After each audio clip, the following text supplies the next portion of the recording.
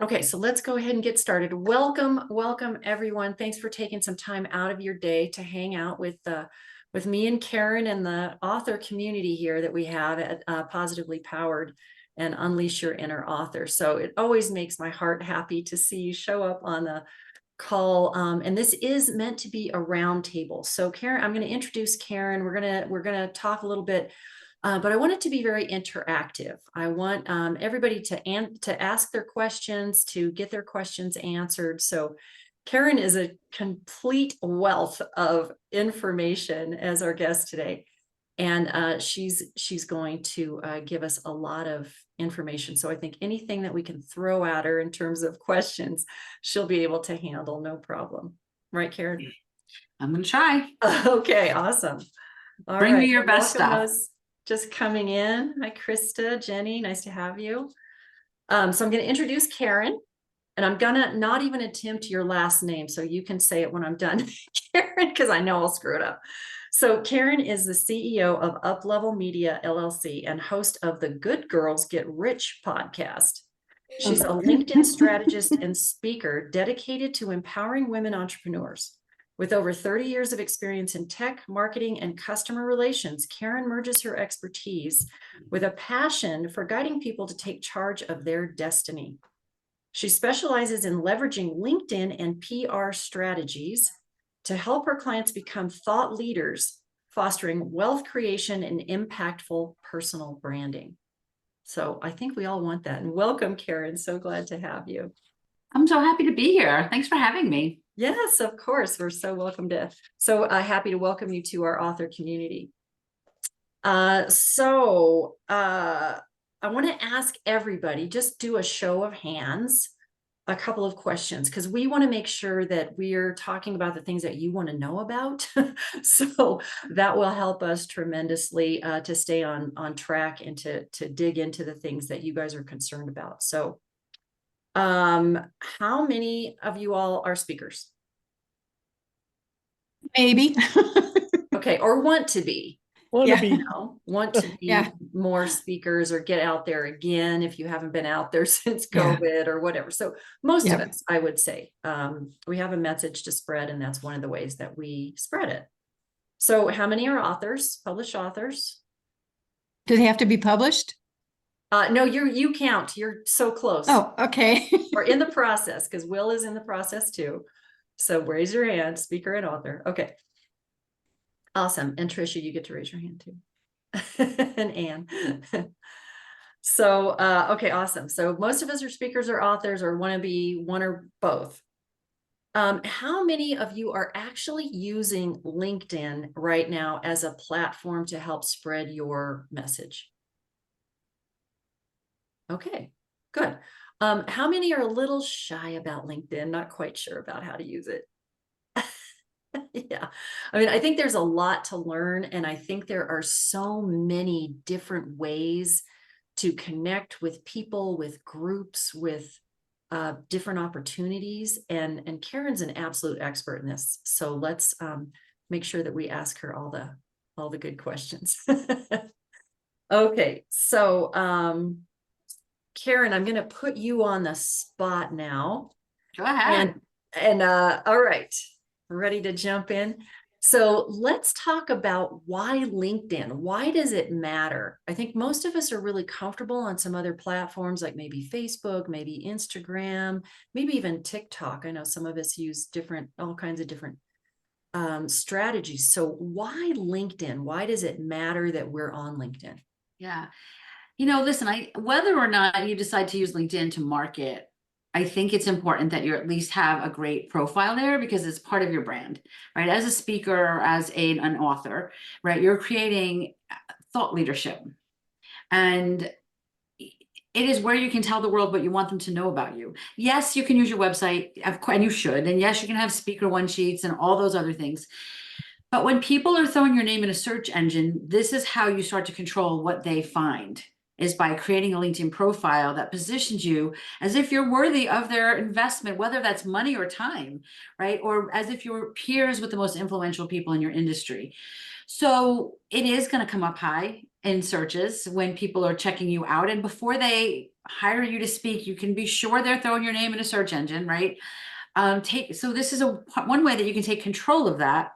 You know, LinkedIn is also a great way to build like a magnetic, approach to your marketing, right? By not just, LinkedIn, I don't even know if they refer to it anymore, but they had a thing where it said you are, an all-star because you've completed your profile. All that really means is that you've checked all the boxes, right? It doesn't mean that it's a magnetic profile, but when you think about things like keywords and how you want, what you're coming up for now and what you want to shift, and are people seeing themselves? Like, you want people to look at your profile and self-identify and say, this is exactly who I want, right? So these are things that you can do with your profile that, yes, you can do it on other platforms, but the big difference between LinkedIn and any other platform out there is LinkedIn's all business.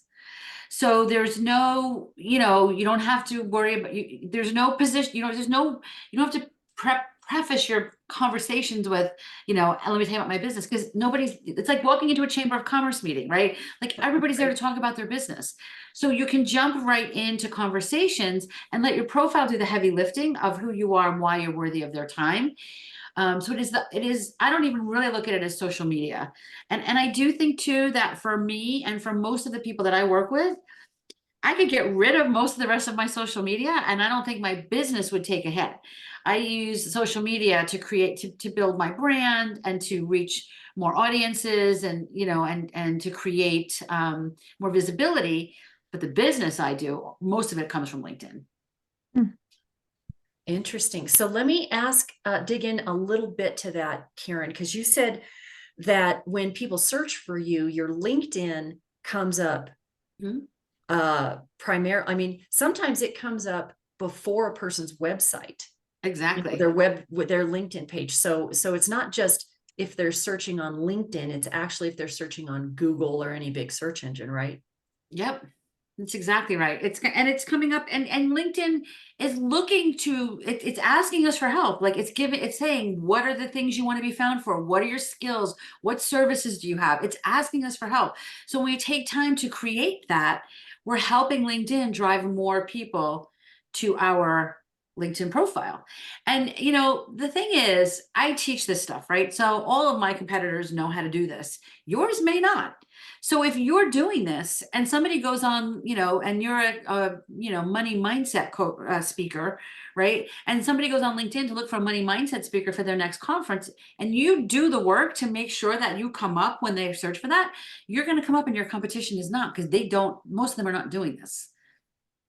Right. So it gives us that leverage that maybe not everybody has. Right. So what I thought of when you were saying that you don't really think of it as social media, it made me think that it's really kind of like an ongoing networking meeting. Is that an apt analogy? It absolutely is. And that's how you should look at it. I mean, listen, if we've learned nothing else over the last 5 years, it's that virtual networking works, right? And LinkedIn is where that happens, right? It's where you don't have to get in your car, get dressed, take a shower, get in your car, drive to the networking meeting, eat bad chicken and talk to people you don't really want to talk to. You can just talk to people you do want to talk to, and create a strategy to get consistently out there for more people. Right. So great segue. In terms of strategy, like, I think people who aren't necessarily used to using LinkedIn are thinking of it as a social media platform rather than a chamber of commerce networking situation, right? Or something like that. So we're using it in the same ways as we're using other social media. So the question really then becomes, what is the strategy that to help us not just be more visible, but to actually make those connections? Yeah. I mean, I could talk about this forever, but I will say this. I was at speaking at I think it was a BNI meeting or something one time, and I got nailed to the wall. They basically said, Karen, all this sounds great, but if I could do one thing with that you taught us today, what would that one thing be? And I really, really wanted to say, make sure you have a great profile, make sure you use the keywords and all that. But the reality is, and that's important, a great profile that nobody sees, right, is like a gorgeous flyer nailed to a tree in the middle of the forest, right? The one thing you really need to do is get really clear on who is it that you want to get on your calendar and start doing some outreach.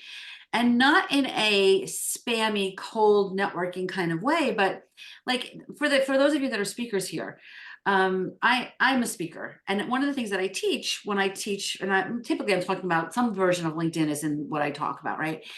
And I have a stack of Dunkin' Donuts gift cards that I bring to my events, and I give them to anybody that's connected with me on LinkedIn before the event. I speak on LinkedIn. I am not going to go broke giving out Dunkin' Donuts gift cards. It almost never happens.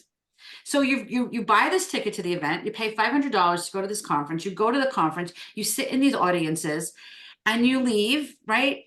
But what if before the conference you connect with the speakers that you really want to see, and you say, hey, I'm really looking forward to your talk at this conference. I'm going to definitely be in the audience. And then afterwards you go up to them and say, I reached out to you ahead of time. Remember, if you're doing this from a great profile, they're going to be like, wow, I want to know this person, right? But when you've done this outreach.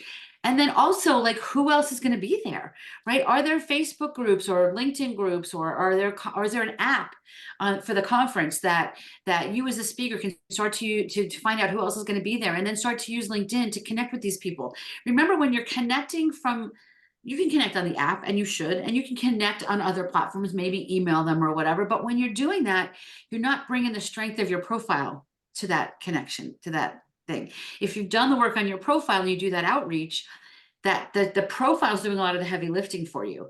I had a client one time that was going to be speaking lives in New Jersey, and she was going to be speaking in India at a conference. It was a huge conference, and she didn't know anybody there. And by the time we were done, she had coffee dates booked and lunch date books, because a lot of the other speakers didn't know anybody there either, right? She was, in a micro-targeted way, reaching out to people who she thought would be, important to her, and booked lunch dates with them and dinner dates with them, and booked her calendar so she didn't get there looking around with a deer in the headlights, right? So that's just one example. Are you connecting with the podcast hosts of the podcast that you love to listen to? Are you connecting to, everybody in this room should be connecting with each other, right? And this is how you start to do this in a way that's not spamming your network, but you're intelligently and in a researched way building your network full of the kind of people that can take your brand as a speaker or an author to the next level. Awesome. Yeah. Okay. So Karen just gave us a great idea. If everybody wants to pop in their LinkedIn link in the chat, that would be awesome. So, first order of business, go connect with Karen. And yeah, that will be fantastic. So I'm going to do that here in a minute, but yeah, if you want to just go grab your link on LinkedIn. Something I'm always surprised at, even on actual networking meetings, you meet people and they say, oh, let's connect, let's hang out, let's do this. Even those people will very rarely reach out on LinkedIn and connect. Right. Right. I make a list of who I want to connect with, and then immediately after the meeting, I try to save some time. Yep. Go and connect with those people, or even during the meeting.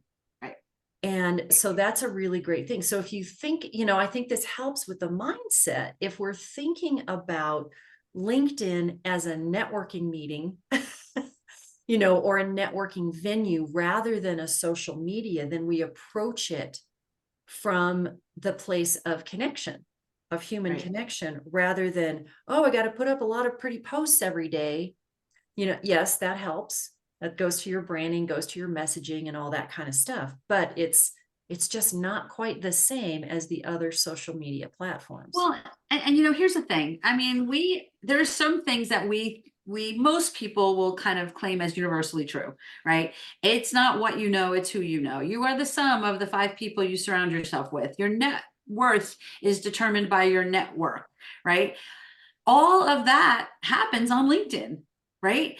And, when I ask, and I'm going to kind of I'm not going to ask everybody here because we don't have time, but when I ask people, where does most of your business come from? Almost always the answer is referrals. LinkedIn is where referrals happen, Yes. right? So if those first few things I said are true for you, and if most of your business comes from referrals, then why are you spending all your marketing time and dollars on other platforms? I'm not saying don't use those other platforms. I'm saying do this first, right? And it doesn't have to be complicated. It doesn't have to take a lot of time. It could be, if I actually just recently found this really great like honeypot of great people that I really want to connect with all those people. But I am pacing myself and I'm only reaching out to a couple of them every week because I don't, if you spend one day just connecting with everybody, then the next day you're busy, you're not going to follow up, right? But if you bake this into your marketing and a couple times a week, you do some outreach to 3 or 4 people each week. And then your goal with every one of them is to get them on the phone, right? And say, how can we collaborate, right? It may not be, when I talk about connecting on LinkedIn, there's 3 different categories of connections that I like to foster, and I think that you guys should consider doing as well. And of course, we want to think about who might buy our stuff, right? Like who might be a good client. Like that's a given, but that's actually not my first choice of people to connect with on LinkedIn because nobody wants those messages from me, right? I'm Karen Yankovich, and here's what I do. Give me your credit card, right? Like nobody wants to get those messages. The second category is who else has an audience of people similar to the people you want to reach, kind of like what Amy and I are doing now, right? That you can build relationships with, because this is how you start to get your magnet working. This is how this starts to become magnetic, because Amy probably knows some people. Amy, I'm going to have Amy on my podcast. So we're going to, I'm going to introduce her to my audience. She's going to introduce me to her audience, and we're going to just start to build it out. And if somebody resonates and connects with me, well, you never know where that's going to go, right? So you want to have a consistent stream of that. That's probably the number one way I grow my business. And that's probably, by the way, how you're going to get, like if you're speaking at an event, connect with all the other speakers, find out what other events they're speaking at, right? Like maybe you can get the names of the people that run those events, right? And maybe even a referral, right? So connecting with these people that are kind of in the same area as you is such a beautiful way to build out your network in a strong way. And then the third category is the media. Are you connecting with the journalists and the podcast hosts and the TV hosts that write about and talk about what you do? When you start getting featured in the media, people start to see you as credible. And many of the people that I work with are in some kind of transition. Sometimes the transition is like, I'm done playing small. It's time for me to play bigger, right? But other times they've left corporate, they're starting their own business or some version of that.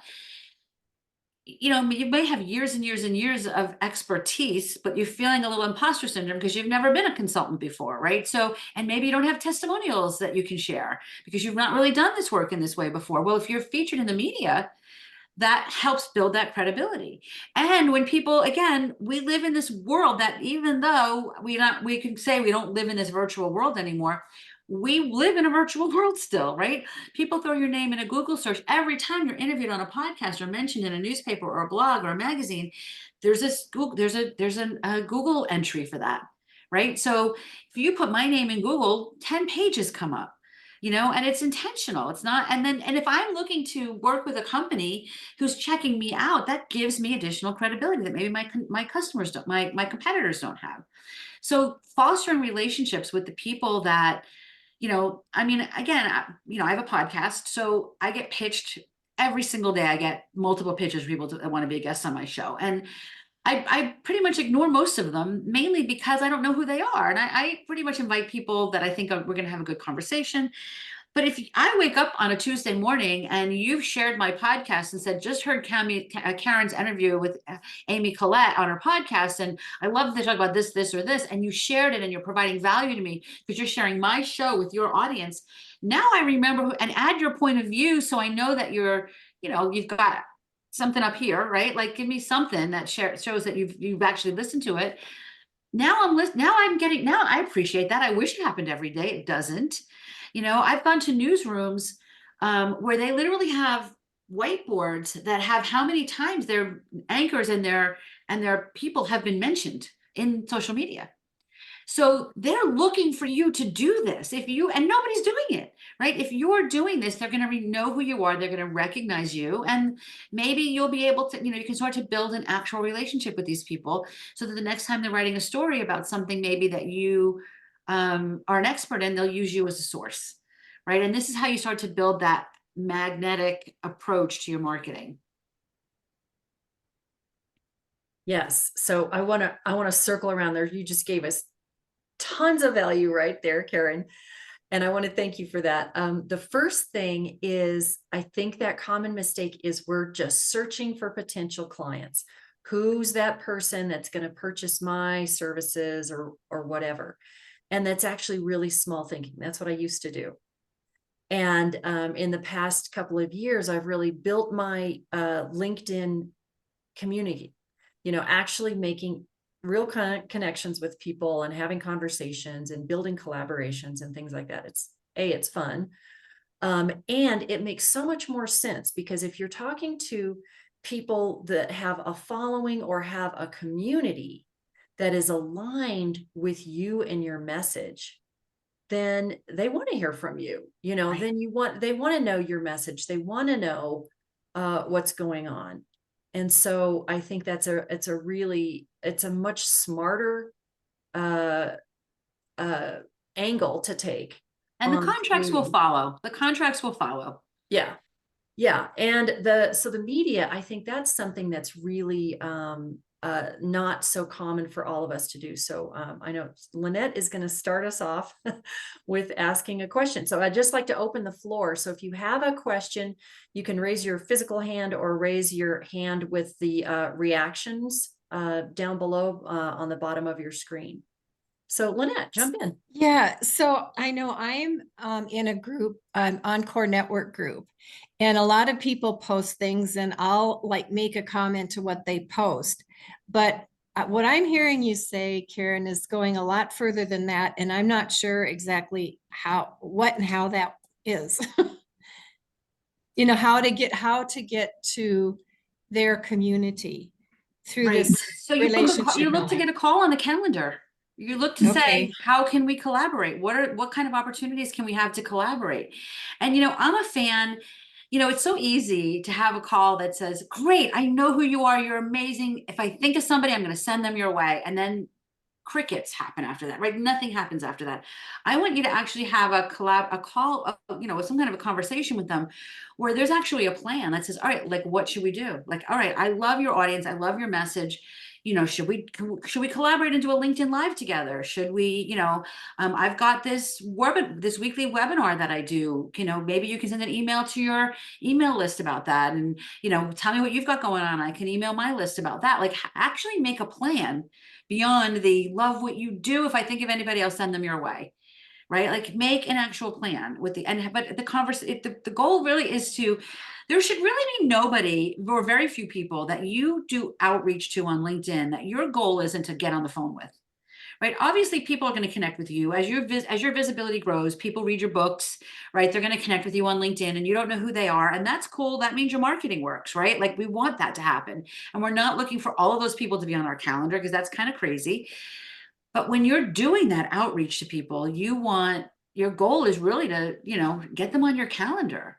And I would challenge everybody here, maybe even, and I get pushback on this, but then it always comes back in a big way. Look at your existing network. Who can you reach out to this week that you haven't talked to in a while? You met them at a conference, you used to work with them, you didn't know they changed jobs. Like, just look to reconnect with a few people with no real agenda other than that. Reconnect, catch me up, let's see what we're up to, and see because maybe they'll say, you know what, I want to introduce you to my friend Mary, or maybe you'll say, you know what, I'm going to send somebody your way, right? You don't know. So just reconnect. That's low-hanging fruit. You don't have to say, you could even say, I don't actually know how we're connected here on LinkedIn, but I just came across your profile and I see you're doing some really cool things. I'd love to know more about what you're doing. Right? So it doesn't even have to be people you actually know. I'm sure there's a lot of people on LinkedIn that you're connected to that you don't really know. Right? So look to get to know those people, but do it in a very intentional and micro targeted way so that you actually follow up with that. So are you saying with the people that are already in your network, you want to check in and say, hey, Yep. how are you? You know, do you have time for a phone call? I'd like to know Yep. what you're up to. Is that kind of, Yep. yeah? Okay. Exactly that. Exactly that. Listen, if you can think of something, if something happened, like, wow, I see that you just changed jobs, or how's it going over there at Cisco? I heard they do that, or, wow, I mean, they just announced yesterday here in New Jersey, Netflix is building a huge production studio here.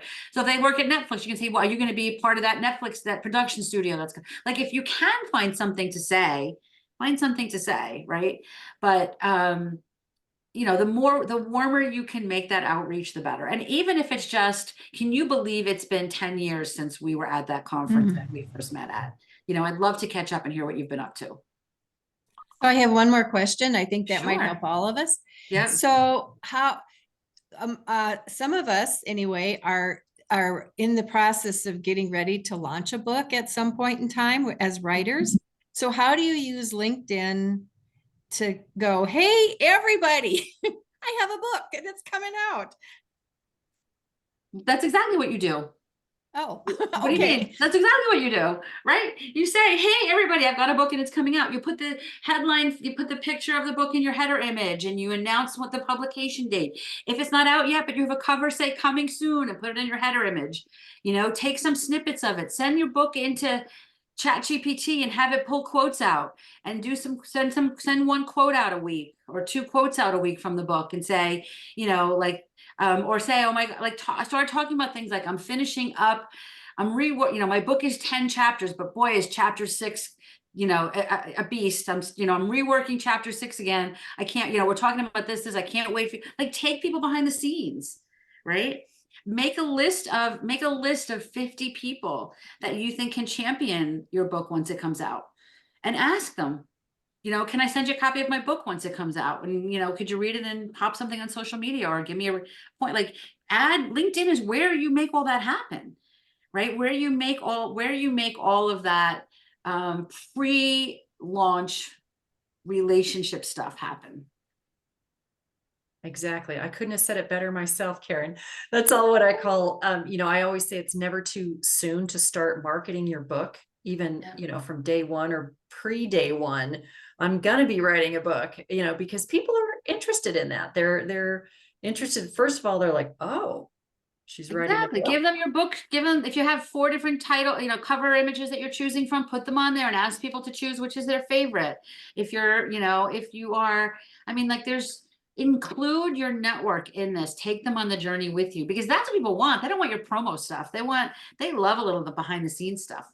Yes. And they love to help. So Karen, you talked about, getting, people involved in your launch. So I call it your launch team. That's the people who can help you share those social media posts that you're making. Say, oh my gosh, my friend Lynette is going to publish her book next month. I'm so excited for her.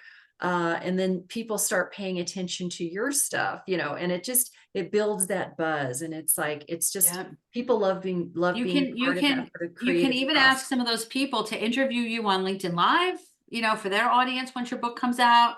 There's so many things you can do with LinkedIn as your book is ready to be published. Okay, we've got them lined up now, Karen, ready to ask questions. So Anne, why don't you go ahead and jump in? I was just wondering what you thought about posting parties. About what? Posting parties, LinkedIn posting parties? I don't like them. Okay. Can you say what that is? Posting parties. So let's say we're all in a group, right? And Anne has a post, she comes back to the group and says, okay, everybody, maybe I'm wrong about this, Anne. Everybody, I've just posted, come comment on my post. Mm-hmm. Do you know what I mean? Is that what you mean, Anne? No. So basically what I'm talking about is a whole bunch of people get together for an hour. One person sort of leads the group and says, here's some LinkedIn tips. And then everybody in the group says, here's a post of mine. Can you come check it out? And like and comment and etc. Yeah, no, so it is similar things. But the problem with that is it's kind of fake, right? Like, you're reading this post, you're part of the group. So you've got an obligation to comment on some of these things, and it may or may not really be of all that interest to you. Do you know what I mean? Like, I think it's like, here's the thing, I don't really care about the algorithm. I'm not really looking to trick the algorithm. I'm looking to build relationships.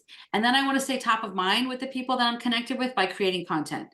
Do I like when there's a lot of engagement on my content? Of course I do, but I'm not looking to trick the algorithm to make it happen. And things like that tends to be what they're designed to do. Right now, if you're doing you're making me think back to like the Twitter chat days. Maybe, I guess there's still such a thing as Twitter chat. Like, I guess you could go on LinkedIn with a group of people and then have like a LinkedIn party, and like kind of all be engaging on things. But if you're not truly heartfelt and interested in what they're talking about, and you're only doing it because it's on your calendar and you promised you would, and you're like, it's kind of like BNI, like you've got to freaking get leads every week, whether you want to or not, right? Like, I feel like it's like that. It's not really true networking. So I don't know. I don't love that. I mean, I get why people do it. I don't think that there is value. And frankly, I don't really have the time to read a bunch of stuff that I don't really care about just to help them get there. I will if you're my client. Like, if you're my clients, I'm always posted on your stuff. I'm always engaging on your stuff and doing that. So I think the spirit of it, I like the spirit of it. I just think I've not really seen many that were well done enough to make me say I love that. Gotcha. Mm. Yeah, I mean, I'll just say, I don't want to argue with you. No, argue. I want to hear what you have to say. Yeah. I've been to a lot of them and I really enjoyed them. And there's one I go to monthly that's always for a nonprofit. So we post about the nonprofit, and it's, that's something that I do it with people that I care about. So I Mhm. tend to care about their stuff. So I think it sort of depends on if it's just a random thing where it's random people getting together. But like you said, with your clients, if Right. it's people Right. people I want to support them. I want to get their content in front of my network and my audience. yeah. So But I here's the guess thing too, and I am very protective of that. You know what I mean? My brand is dependent on the kinds of things that I share, right? And if I'm just sharing things randomly and I don't really know who these people are, I don't know. I could be risking maybe that. that I mean, makes I would love if you see an opportunity for me to check that out further, let me know, because I'm always looking. I think like I said, I love the intent of it. I Mhm. just, it tends to be a bunch of people that says, okay, everybody, I posted, everybody go comment on it. And Right. I think it could work in things like our author group, right? We actually all read each Yeah. other's books, and we exactly. we're all pretty aligned because we're writing transformational nonfiction that, we all enjoy that genre. We're always learning something. We like each other and that kind of stuff. So that could be something that would be Yep. really, in an aligned group. Like you said, Karen, I think there are places for it, but, I've also been part of one that was it was a whole bunch of people, and they were all in industries that were not anything to do with what I do. And so it Right. was pretty fake. Right. And it felt fake. So Right. yeah, beware. It's a good concept unless taken too literally, maybe. So thanks for that question, Ann. That was really great. Yeah, no problem. Good discussion. All right. Will, you're next. Awesome. Thank you. And this has been great. I really, really appreciate it. So my question is, you had talked about really outreach and making that part of LinkedIn, which I appreciate. I hate it because it takes a bunch of time, but I get it. And the whole, think of it as networking really makes a lot of sense and puts it in a different perspective. But with that being said, what are your thoughts on like frequency of posting and interaction with other posts? And I could belong to 800 different groups, and how do you follow that? And I mean, it seems so daunting. Again, from a social media standpoint, when we look at the other things, you got to post 3 times a day, inspirational, education. Yeah. The beautiful thing about LinkedIn is that, and again, the minute that these words come out of my mouth, LinkedIn will probably change their algorithm. So I don't take this, like this, the general, there are people out there that I am so grateful for that count posts and check the LinkedIn algorithm, and they do all this assessment and they publish these statistics. And generally, in what the general rule of thumb is, don't even bother posting more than once a day, because if you post more than once a day, you're actually impacting the reach of your first post.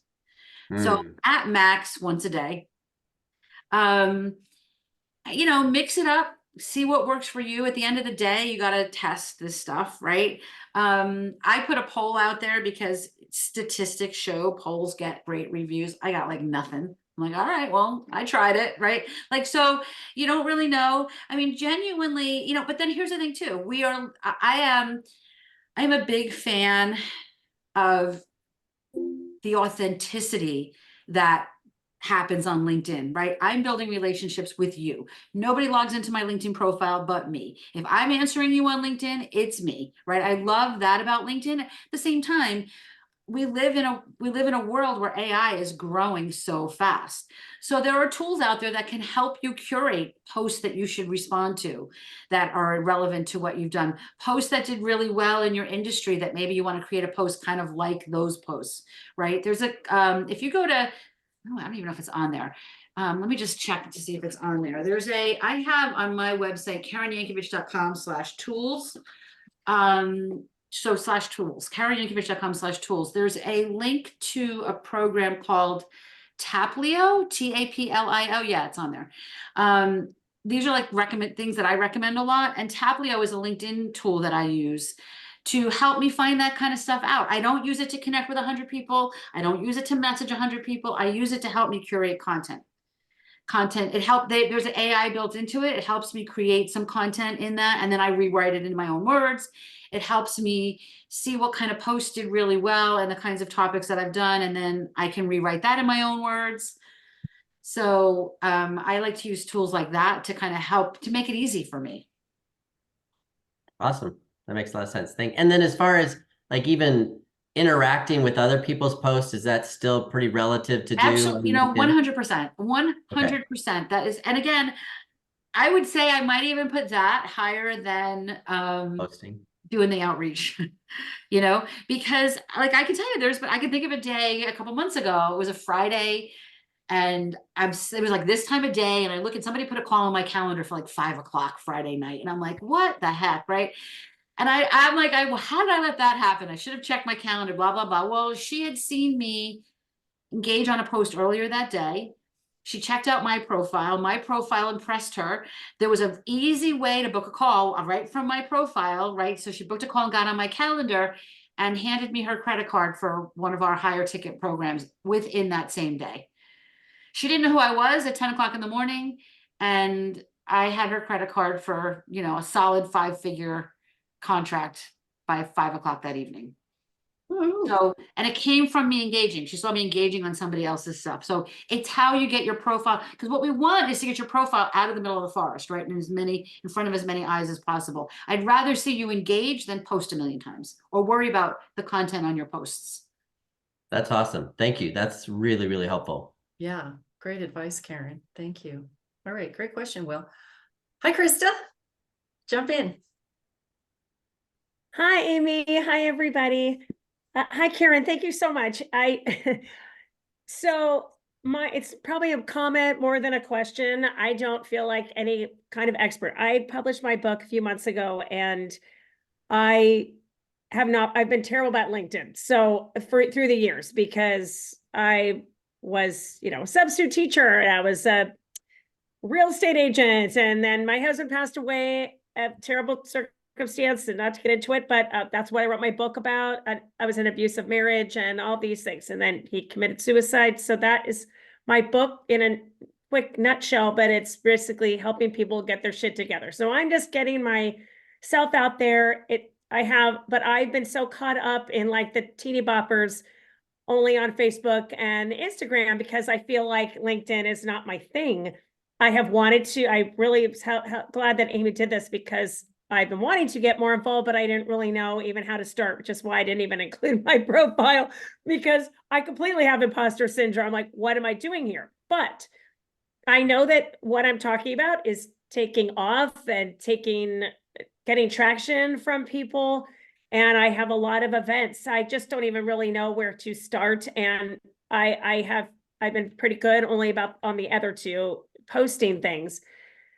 So I already published my book and I know Lynette asked about hers. I just wanted to know kind of to get away from, like you said, getting caught up in who likes it and all that. I'm trying to get more involved with this. I just don't even know how, to where to kind of start myself. So can I ask you a couple questions? Sure. So if I said to you, I have a magic wand and in 3 months or 6 months, I could get you a big, fat, juicy contract as a result of the work you're doing with your book, what does that look like? Is it work? Is it a keynote speech somewhere? Is it, I want to sell 20 million books? You know, is it, I can, you know, I want to bring me in as a speaker and pay me $10,000. Like, tell me what, like, dream up. Don't worry about how it happens. Okay, interesting. In 3 months, I would love to be a keynote speaker and Okay. sell 1 million books. Okay. Yeah. Okay. So, because here's the thing, you know, LinkedIn is not necessarily the place like to sell a book, right? Like to sell, I like to use this pen as an example. It's not really the place to sell a pen, but it is the place to go to get somebody that wants to buy 100,000 of your pens, right? So it is the place to go to get a keynote speaking engagement where somebody's going to get, where we're going to say, and we want you to bring, 2,000 of your books with you, right? Here's the thing. And Krista, I don't know you, so I'm just going to tell, this is like my jersey coming out. Okay.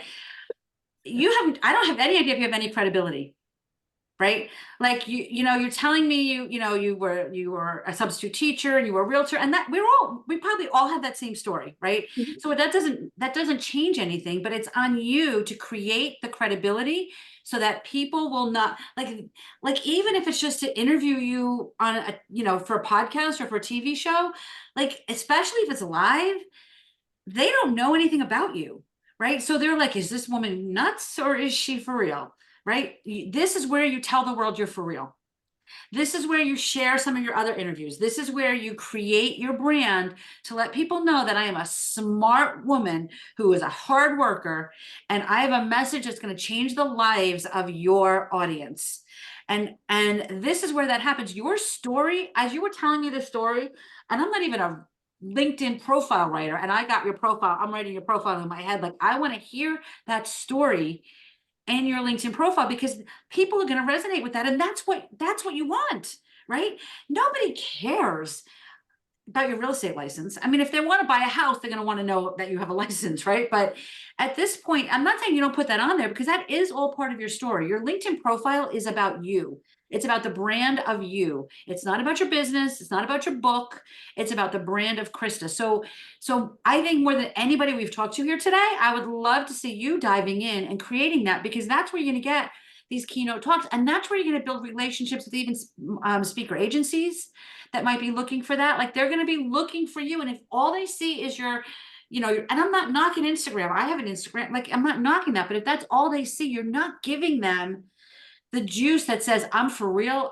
This is a real business and I take what I do very seriously. And that can happen on LinkedIn. Thank you. And that's what I know I need, because I'm doing a lot of, I've been doing a lot of events, and like you said, I have a couple of podcasts coming up, and I have all these things happening. But I want to be taken more seriously. And Amy knows this. That was some of my struggle in my book, because I learned a lot after my husband died about taking care of myself and all these things. So I know I have something to say, but I don't really feel that great about it because I don't have a bunch of letters after my name. Right. And right. That I get it. I mean, that's so common. All the work that I do has a mindset component to it, not because I love identity work and mindset work, which I do, but because everybody needs it. If you're being like, if you left corporate and now you're an entrepreneur, you've never been this person before. You, Krista, have never been this person before. How could you possibly know how to be confident enough to go stand on stage and be a keynote speaker, right? So how could you not have imposter syndrome? We all have that. So I think it really is, I think it comes down to, and I'm going to tell you something, one of the hardest things sometimes with the work I do with people is when they push publish on their profile, because they're like, can I really say this stuff about myself? Yes, you can. Yes, you can. We don't create anything that you haven't done already. We're not making stuff up. Right. And, I want to point out the similarities of becoming an author, because Krista, you went through the same process when you were becoming an author. Like, who's going to listen to me? And all of us do. all of us do. We think, like my favorite thing is someone recently told me, I'm not Oprah. Who's going to read my book? We love to do this comparison thing, and we all struggle with that imposter syndrome, but we've all written books. We've done it. We've gotten up in front of groups of people and spoken and shared our message because we know it can help people. And Right. that's the motivation. That's, that passion and that perspective that's unique for you is what's going to help somebody else. They may not care if you're, we don't all have to be psychologists or PhDs or whatever it is in our field. But we have our lived experience, and that is absolutely credible and compelling. So that's my soapbox speech for the day. Okay. And thank you, Karen. Yeah, thanks for Oh, asking you're the welcome. question, and thank you for your in-depth answer, Karen. So Lynette, you got your hand up. Let's go again. So you were talking about profile being telling your story. I mean, my profile is sort of like a resume. I mean, it's got the last couple of jobs that I've had. One absolutely relates to my book. It's but so what do you do with the profile? Yeah. So, I mean, so your resume is all about who you used to be. Your Okay. profile should be written about the person you're stepping into. So just shift the energy of your profile from resume to brand. So start with that. There's a resume-like section. The experience section is resume-like. And here's the thing. If I do want you to put a lot of things on there, like I'm not saying it's not about, like, you never know who's going to say, is this the Lynette that I used to work with, all those years ago, like whatever. So you want to put that stuff on there. But again, nobody cares about the things that are not relevant. So for example, I used to own a company called Infinity Communications Group. And if you go to my profile, it's still listed there. And I owned the company. I actually think I was vice president because it was back in the 90s and I was too young and I was a woman and couldn't get the contracts I needed to get. So I needed to get an old white guy to be the president of the company, who ended up being a huge mentor to me. But like, that's the world that was, right? But he didn't come in, I ran the company. And if what I was doing now was human resource related, I'd be talking about negotiating benefits packages and things like that. It's not relevant. I did all that stuff, but I don't even all I talk about is the sales and marketing stuff, because that's relevant to what I'm doing now. So as you're writing your experience section on your LinkedIn profile, know that it doesn't have to be comprehensive to every little thing you did in those things. If it's not relevant, don't talk about it. Talk about what is relevant and use the keywords to what are relevant. I think I have on that experience, vice president of marketing and media. I was vice president of everything. I didn't have a business card that said vice president of marketing and media, but there's no LinkedIn police. And it was true. Like, I'm not making stuff up. I don't want you to make stuff up, but marketing and media are keywords for me, right? So I put it in the title. I'm making sure that people can see that because it's relevant. But the section that you really want to focus on is your about section. That's the section where you tell people, you put it in a narrative and you tell people, again, about you. It's not about your book. It's not about your business. It's about you and your story. And, you've got 2,600 characters, I think, there. So use them all and tell us a little bit about you and what you do and how you do it. Feel free to look at mine and model it if you want. I don't care, but, make it in first person, right? You're connecting with people human to human. It doesn't need to be third person informal. Don't worry about things like, what if I put all my experiences on there and people know how old I am? Who cares? Like, you've got the experience, The minute you tell people you're 10 years younger than they are, they're going to find your high school reunion pictures on Facebook, and know how old you are. So don't worry about that. Right. Okay, thank you. That's really helpful. I'm going to be working on some profile work here. Yeah, good advice. So think about it. I think Lynette and a lot of you guys have been through my origin story process. That is a great place to start. I didn't have that on my LinkedIn until quite recently, but I thought, I'm always talking about how story connects, right? That's how we connect as human, is through story. And so I finally put up my sort of origin story stuff on my LinkedIn and on Alignable too, which is another platform that's somewhat similar. and, you know, just got more real with my story instead of thinking it had to be a resume. And I think Right. that that's helped with connections for sure. So I have one more question. How do you know what keywords you should be using? I mean, think about what are people searching for that you want to come up as the search result. It's not the same as Google, right? Like I had a client who sold a supplement, right? So nobody's on LinkedIn looking for vitamin D, but they might be looking for vitamin D distributors, right? So, so think a little bit about what they might be searching for on LinkedIn. You definitely want to use speaker and author and keynotes. You want to use all those words in as many times as you can in a way that is authentic. And then, LinkedIn has in the past couple of weeks been making some massive changes, and they're doing away with creator mode. And it's interesting because there used to be a way to see what you came up for in keywords, but I was actually just looking this morning and it's not coming up anymore.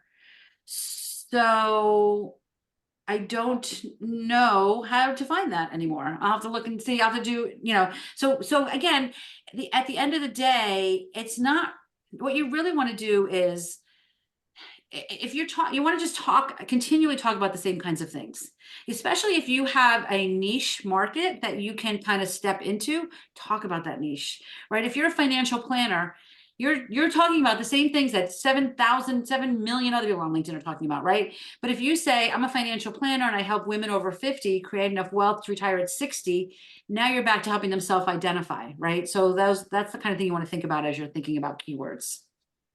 Thank you. Yeah. That's great advice. I mean, it's very similar to books. To bring back the analogy of the books, it's like, what are people thinking about? What are they searching for? So this is a little example. And John, I will get to you. And I want to respect everybody's time and end on time. But I had a keyword is selling my own book, my first book, The Gratitude Connection. I had transformation in there. Well, I did some research. Nobody is searching for transformation. That's what they're ultimately looking for, but that's not what they're searching for. They're searching for their problem, Right. which is Right. anxiety or worry or happiness or something. They're searching for a lot of other things. They're not searching for transformation. So I changed that. And I can already tell in the algorithm on Amazon that it's making a difference. I'm making more sales with my ads and things like that. So it does make a difference if you really, what your audience, what your ideal or what I call your soulmate clients are looking for. And you also want to think about, and it's probably not relevant to anybody in this group, but it might get you thinking, is geography important, right? If you're a real estate agent and you just have real estate in there, you're not going to come up. But if you're a real estate agent in Ridgewood, New Jersey, you want to use Ridgewood, New Jersey as a keyword. You want to use those words, right? Like, so think about what's relevant to you that might not be relevant to everybody. That will help, again, narrow it down so people find you when they're looking for you, for what you do. Yes, good point. So, John, I will get to your question. Karen, I want to make sure that people know how to contact you, or if you have, like, I put your tools link already in the. Yeah. But if so you have something else that you want to offer to us, you can feel free. Well, we have a couple things. I mean, but I would say if you go to my LinkedIn, there's a couple places where you can book a call. If you want to talk about what getting some support looks like, there's places all over my LinkedIn profile to book a call and get some support. And those are just, let's chat and see what if there's a fit to talk further. I also have an assessment that we've created, and it's also on my website. If you go to KarenYankovich.com, you'll see it's on the website. You go to KarenYankovich.com or LinkedInQuiz.com will get you there too. And it's basically, how do I get started on LinkedIn? It gives you an assessment of what your personality type. Are you more white paper focused or more, relationship focused, and how you can best, how you can best take your first couple steps on LinkedIn, especially if you're feeling a little bit, and you have a little trepidation about it. It helps you do that. And then I like to bring my right and left brain into it. We've got like some morning meditations we share with you to help you step into your power depending on your type, and some really cool fun things if you've taken that, and it's free. The assessment's free. The assessment is actually very cool, and it shows you make this kind of post, do this kind of post, like for me, it's storytelling. So Yeah. that's what I should be doing. Yeah. more Or storytelling. don't do this. Don't get caught up in this based on what we think your personality type or your marketing type. We think you might get caught too much up with this. So be careful that you're not doing too much of this and bring it back over here. Yeah. So we had a lot of super fun creating that. Okay, one more question. John, jump in. It's really more of a comment, and thank you for doing this. A couple things. Number one, I didn't realize the advantage that I have from being an old white man, so that's a good thing. And the other thing is, I think your comment about, reaching out to people periodically and just saying, hi, how you doing? I read a times 8 touches from the time you first meet a potential customer till the time you convert that into some business. So I thought that was a good thing. And also, Amy's the one who made me aware of the origin story, but I never thought about putting it on my LinkedIn profile. So thanks for Well, it that. makes you Amy. interesting, right? And it makes you interesting. And that's really what we're looking for. We want to make you interesting and stand out from other people that do what you do. Yes, exactly. It makes you stand out against everybody else that they're meeting on LinkedIn, and it makes you just a little more fun and interesting. So awesome. Well, thank you, everyone. Karen, especially thank you for just This was filling fun. out This your was my brain for pleasure. us. I thought we were able to download this with the chat, but I don't see that anymore. So I'm going to make a quick copy of the chat so I can get everybody's LinkedIn profile. Yes, anybody can save the chat, and I will send out the list of LinkedIn links for everybody. Because I'm going to do a follow-up email that has the replay and stuff. So I'll send that out to you guys who did show up and attend today. So I appreciate you being here and being so interactive. I love this group because nobody's afraid to ask a question and jump in. So Karen, again, thank you so much for all the incredible value you've added for us today. And thank My you, pleasure. everyone. My pleasure. So nice to meet everyone. Have a great day. Thanks. We'll see you on LinkedIn. Yes.